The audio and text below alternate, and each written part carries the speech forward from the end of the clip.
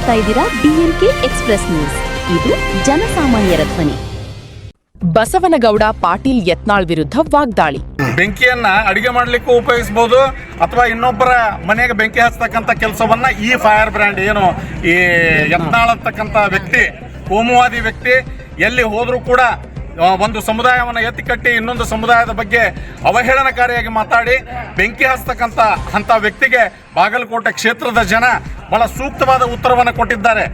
ಬಾಗಲಕೋಟೆ ವಿಧಾನಸಭಾ ಕ್ಷೇತ್ರದ ಉಪಚುನಾವಣೆಯ ಸಂದರ್ಭದಲ್ಲಿ ಕಾಂಗ್ರೆಸ್ ಮುಖಂಡರು ನಡೆಸಿದ ಪತ್ರಿಕಾಗೋಷ್ಠಿ ಅಥವಾ ಪ್ರಚಾರದ ಕುರಿತಾದ ವರದಿ. ವಕೀಲರು, ಕಾಂಗ್ರೆಸ್ ಮುಖಂಡರು ಚಂದ್ರಶೇಖರ್ ರಾಥೋಡ್ ಅವರು ಈ ಉಪಚುನಾವಣೆ ನಿಮಿತ್ತ ಮಾತನಾಡಿ, ಇಲ್ಲಿ HY ಮೇಟಿ ಸಾಹೇಬರ ಕನಸಿನ ಕೂಸು ಮೆಡಿಕಲ್ ಕಾಲೇಜ್ ತಂದದ್ದು ಮತ್ತು ಅನೇಕ ಅಭಿವೃದ್ಧಿ ಕಾರ್ಯಗಳನ್ನು ನಮ್ಮ ಬಾಗಲಕೋಟೆ ಮತಕ್ಷೇತ್ರಕ್ಕೆ ನೀಡಿದ್ದಾರೆ. ಅದಕ್ಕೆ ಆ ಗೆಲುವು ದಿವಂಗತ HY ಮೇಟಿ ಸಾಹೇಬರಿಗೆ ಸಲ್ಲುತ್ತದೆ ಎಂದು ಮಾತನಾಡಿದರು. ಇದೇ ಸಂದರ್ಭದಲ್ಲಿ ವಕೀಲರಾದ ರಮೇಶ್ ಬದ್ನೂರ್, ST ಜಿಲ್ಲಾಧ್ಯಕ್ಷ ಹನುಮಂತ ಡೋಣಿ, ಬ್ಲಾಕ್ ಕಾಂಗ್ರೆಸ್ ಅಧ್ಯಕ್ಷ ಬಸವರಾಜ್ ಸಂಶಿ, SC ಘಟಕ ಅಧ್ಯಕ್ಷ ದುರ್ಗಪ್ಪ ಮಾದರ್, ಶ್ರೀಧರ್ ಮಾದರ, ಸದ್ದಾಂ ಸೌದಾಗರ್, ಸಚಿನ್ ಮಾದರ್, ಇನ್ನೂ ಅನೇಕ ಕಾಂಗ್ರೆಸ್ ಕಾರ್ಯಕರ್ತರು ಭಾಗವಹಿಸಿದ್ದರು. ವರದಿ ರಿಯಾಸ್ ಪೀರಜಾದೆ. ಕೋಮುವಾದತ್ವ, ಹಿಂದುತ್ವದ ಹೆಸರಿನಲ್ಲಿ ಏನು ಕೋಮುವಾದತ್ವವನ್ನು ಹರಡಿ ಜಾತಿಗಳ ಮಧ್ಯೆ ಧರ್ಮಗಳ ಮಧ್ಯೆ ಬೆಂಕಿಯನ್ನು ಹಚ್ಚಿ ಏನು ರಾಜಕಾರಣ ಮಾಡ್ತಕ್ಕಂಥ BJPಯ ಈ ಚಾಳಿ ಇತ್ತು. ಈ BJPಯ ಚಾಳಿಗೆ ಬಾಗಲಕೋಟೆ ಕ್ಷೇತ್ರದ ಮತದಾರರು ಒಂದು ಸೂಕ್ತವಾದ ಸಂದೇಶವನ್ನು ರವಾನೆ ಮಾಡಿದ್ದಾರೆ. ಬಾಗಲಕೋಟೆ ಕ್ಷೇತ್ರ ಸರ್ವ ಜನಾಂಗದ ಶಾಂತಿಯ ತೋಟ. ಇಲ್ಲಿ ಎಲ್ಲ ಜನರು ಕೂಡ ಆ ಸಹೋದರತ್ವದಿಂದ ಬದುಕಬೇಕು ಅನ್ನುವಂಥ ಸಂದೇಶವನ್ನು ಈ ಬಾಗಲಕೋಟೆ ಕ್ಷೇತ್ರದ ಮತದಾರರು ಕೊಟ್ಟಿದ್ದಾರೆ. ಈ ಚುನಾವಣೆಯಲ್ಲಿ ಏನು ಹಿಂದಿನ ಶಾಸಕರಾಗಿದ್ದರು, ಏನು ಸನ್ಮಾನ್ಯ ಚರಂತಿಮಠ ಅವರು, ವೀರಣ್ಣ ಚರಂತಿಮಠ ಅವರ ಸರ್ವಾಧಿಕಾರತ್ವ ಇಲ್ಲಿ ಸೋತಿದೆ.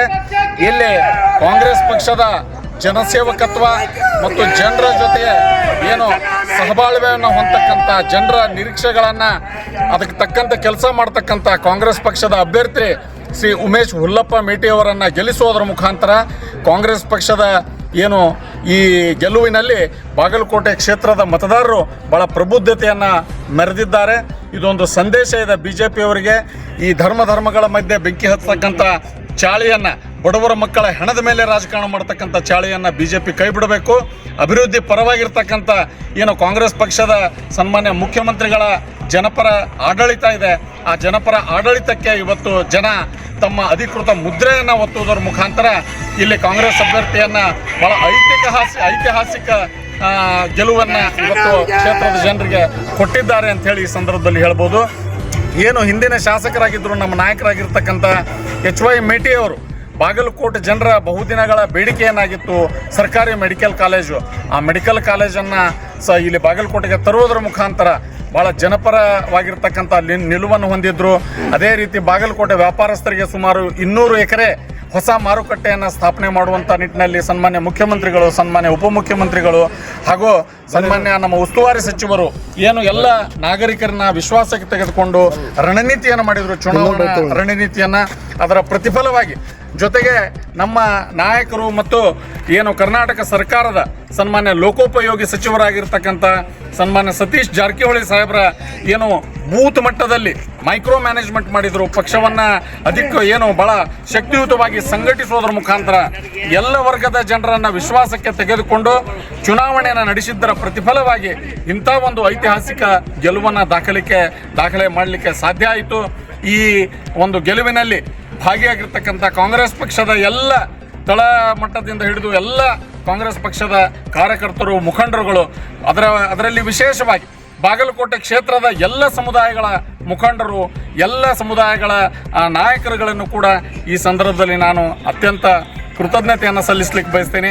ಕಾಂಗ್ರೆಸ್ ಪಕ್ಷ ಜನರ ನಿರೀಕ್ಷೆಗೆ ತಕ್ಕಂತೆ ಮುಂದಿನ ದಿನಮಾನಗಳಲ್ಲಿ ನಮ್ಮ ನೂತನ ಶಾಸಕರಾದಂಥ ನಮ್ಮ ಉಮೇಶ್ ಹುಲ್ಲಪ್ಪ ಮೇಟಿಯವರು ಜನರ ನಿರೀಕ್ಷೆಗೆ ತಕ್ಕಂತೆ ಕೆಲಸವನ್ನು ಮಾಡ್ತಾರೆ. ಜನರನ್ನು ಜೊತೆಗೆ ತೆಗೆದುಕೊಂಡು ವಿಶ್ವಾಸದಿಂದ ಅವ್ರ ಜೊತೆಗೆ ಬೆರೆತು ಅವರ ಮನೆಯ ಮಗನಾಗಿ ಕೆಲಸ ಮಾಡೋದರಲ್ಲಿ ಎರಡು ಮಾತಿಲ್ಲ.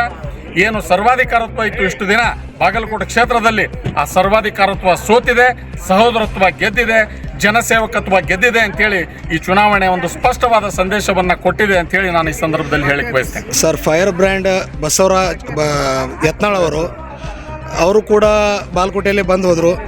ಬಹಳಷ್ಟು ಇದು ಹಿಂದುತ್ವ ಫೈರ್ ಬ್ರಾಂಡ್ ಅದ ನಡಿಲಿಲ್ವಾ ಇಲ್ಲಿ ಕಾಂಗ್ರೆಸ್ ಇದು ಬಿಜೆಪಿ ಬಾಲ್ಕೋಟೆ ಅಂದ್ರೆ ಬೆಂಕಿ. ಆ ಬೆಂಕಿಯನ್ನ ನಾವು ಯಾವ ರೀತಿಯಾಗಿ ಉಪಯೋಗಿಸ್ಕೋತೀವಿ ಅದರ ಮೇಲೆ ಸಂಬಂಧಪಟ್ಟಂತದ್ದು. ಬೆಂಕಿಯನ್ನ ಅಡಿಗೆ ಮಾಡ್ಲಿಕ್ಕೂ ಉಪಯೋಗಿಸಬಹುದು ಅಥವಾ ಇನ್ನೊಬ್ಬರ ಮನೆಗೆ ಬೆಂಕಿ ಹಚ್ಚತಕ್ಕಂಥ ಕೆಲಸವನ್ನ ಈ ಫೈರ್ ಬ್ರ್ಯಾಂಡ್ ಏನು ಈ ಯತ್ನಾಳ್ ಅಂತಕ್ಕಂಥ ವ್ಯಕ್ತಿ, ಕೋಮುವಾದಿ ವ್ಯಕ್ತಿ, ಎಲ್ಲಿ ಹೋದ್ರೂ ಕೂಡ ಒಂದು ಸಮುದಾಯವನ್ನು ಎತ್ತಿ ಕಟ್ಟಿ ಇನ್ನೊಂದು ಸಮುದಾಯದ ಬಗ್ಗೆ ಅವಹೇಳನಕಾರಿಯಾಗಿ ಮಾತಾಡಿ ಬೆಂಕಿ ಹಚ್ಚತಕ್ಕಂಥ ಅಂಥ ವ್ಯಕ್ತಿಗೆ ಬಾಗಲಕೋಟೆ ಕ್ಷೇತ್ರದ ಜನ ಬಹಳ ಸೂಕ್ತವಾದ ಉತ್ತರವನ್ನು ಕೊಟ್ಟಿದ್ದಾರೆ. ಹಿಂದೆ 2 ಚುನಾವಣೆಗಳಲ್ಲಿ ಕಾಂಗ್ರೆಸ್ ಗೆದ್ದಾಗ ಒಂದ್ಸತಿ 6,800, ಒಂದ್ಸತಿ 4,000 ಮತಗಳ ಅಂತರದಿಂದ ಗೆದ್ದಿದ್ವಿ. ಈಗೇನು ಇಂಥ ಫೈರ್ ಬೆಂಕಿ ಹಚ್ಚುವಂತ ಜನ ಏನಿದ್ದಾರೆ, ಆ ಬೆಂಕಿ ಹಚ್ಚತಕ್ಕಂಥ ಜನ ಈ ಕ್ಷೇತ್ರದಲ್ಲಿ ಕಾಲಿಟ್ಟಿದ್ದರಿಂದನೇ ಇವತ್ತು ಬಾಗಲಕೋಟೆ ಕ್ಷೇತ್ರದ ಜನ ಸ್ಪಷ್ಟವಾದ ಸಂದೇಶವನ್ನು ಕೊಟ್ಟಿದ್ದಾರೆ. ಇಂಥ ಬೆಂಕಿ ಹಚ್ಚತಕ್ಕಂಥವ್ರಿಗೆ ಹಿಂದುತ್ವ ಇನ್ನೊಂದು ಅಂತ ಹೇಳಿ ಜನರನ್ನು ಹೊಡಿತಕ್ಕಂಥ ಜನರಿಗೆ ಬಾಗಲಕೋಟೆ ಕ್ಷೇತ್ರದಲ್ಲಿ ಜಾಗ ಇಲ್ಲ ಅಂತಕ್ಕಂಥ ಸ್ಪಷ್ಟವಾದ ಸಂದೇಶವನ್ನು ಬಾಗಲಕೋಟೆ ಕ್ಷೇತ್ರದ ಮತದಾರರು ಈ ಚುನಾವಣೆಯ ಮುಖಾಂತರ ಈ ಏನು ಕಾಂಗ್ರೆಸ್ ಪಕ್ಷಕ್ಕೆ ಅಭೂತಪೂರ್ವವಾದ ಗೆಲುವನ್ನು ಕೊಡೋದ್ರ ಮುಖಾಂತರ ಒಂದು ಸ್ಪಷ್ಟವಾದ ಸಂದೇಶವನ್ನು ಸಾರಿದ್ದಾರೆ ಅಂತ ಹೇಳಿ ನಾನು ಈ ಸಂದರ್ಭದಲ್ಲಿ ಹೇಳ್ಬೋದು. ಸರ್, ಈ ಉಪಚುನಾವಣೆಯು ಮುಂದಿನ 2022 ದಿಕ್ಸೂಚನೆಯನ್ನು ತೋರಿಸ್ತದೆ ಇಲ್ಲೋ ಅಂತ? ಖಂಡಿತವಾಗಿ ಮುಂದಿನ ದಿನಮಾನಗಳಲ್ಲಿ ಕೂಡ ಏನು ಜನ ನಿರೀಕ್ಷೆ ಇಟ್ಕೊಂಡು ಇಷ್ಟೊಂದು ಬೆಂಬಲವನ್ನು ವ್ಯಕ್ತಪಡಿಸಿ ವ್ಯಾಪಕವಾಗಿರ್ತಕ್ಕಂಥ ಬೆಂಬಲವನ್ನು ಕೊಟ್ಟಿದ್ದಾರೆ, ಅವರ ನಿರೀಕ್ಷೆಗೆ ತಕ್ಕಂತೆ ನಮ್ಮ ನೂತನ ಶಾಸಕರು ಕೆಲಸವನ್ನು ಮಾಡಿ ಎಲ್ಲ ಜನರ ವಿಶ್ವಾಸವನ್ನು ಉಳಿಸಿಕೊಂಡು 28ರ ಚುನಾವಣೆಯಲ್ಲೂ ಕೂಡ ಇದಕ್ಕಿಂತಲೂ ಹೆಚ್ಚಿನ ಒಂದು ಅಭೂತಪೂರ್ವವಾಗ್ತಕ್ಕಂಥ ಗೆಲುವನ್ನು ದಾಖಲಿಸ್ತಾರೆ ಅಂತಕ್ಕಂಥ ಮಾತನ್ನು ಈ ಸಂದರ್ಭದಲ್ಲಿ ಹೇಳ್ಬೋದು.